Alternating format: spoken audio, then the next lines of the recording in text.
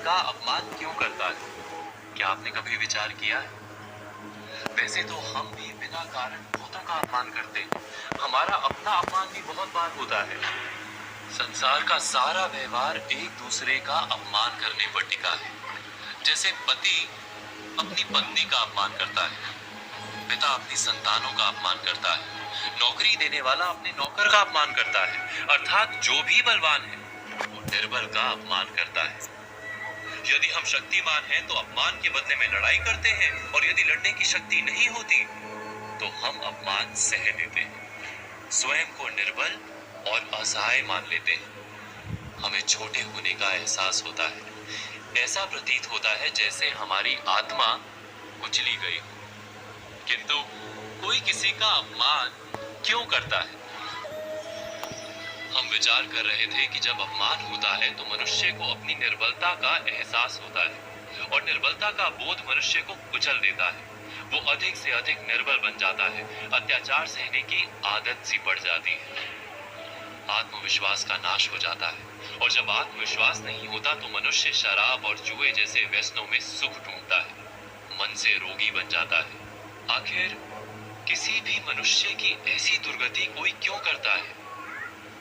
अपमान करने वाला वास्तव में क्या सिद्ध करना चाहता है? कभी गहराई से विचार किया है? हम विचार कर रहे थे कि कोई भी मनुष्य किसी का अपमान क्यों करता है। वास्तव में हम किसी का अपमान करते हैं उसकी निर्बलता सिद्ध करने के लिए, ये बताने के लिए कि हम अधिक शक्तिमान हैं। अर्थात वास्तव में अपमान करने वाला स्वयं अपने आप को शक्तिमान या बलवान सिद्ध करने का प्रयास कर रहा है। अपमान करने वाला हकीकत में अपनी शक्ति से आश्वस्त नहीं है, उसे अपनी शक्ति पर भरोसा नहीं है।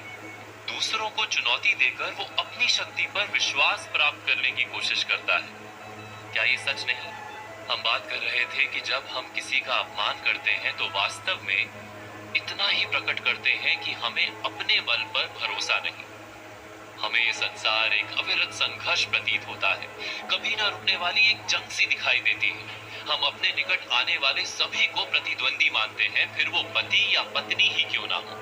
हमें निरंतर लगता है कि हमें अपनी शक्ति सिद्ध करनी होगी, अन्यथा हमारा शोषण होगा, हम किसी के गुलाम बन जाएंगे। किंतु क्या हमने कभी विचार किया है कि दूसरों को प्रतिद्वंदी अर्थात दुश्मन मानने के बदले कलीग मान ले, हमारी सहायता करने वाले सहयोगी मान ले, अर्थात दूसरे व्यक्ति को प्रेम करें तो उसका अपमान करना आवश्यक ही नहीं होगा। किंतु प्रेम करने के लिए आत्मविश्वास आवश्यक है। जिसे अपनी शक्ति पर विश्वास नहीं, वो प्रेम कर ही नहीं सकता। अर्थात जिसका हृदय आत्मविश्वास से भरा होता है, ना वो अपमान करता है, ना अपमान को स्वीकार करता है। क्या ये सत्य नहीं? इस तथ्य पर विचार अवश्य कीजिएगा।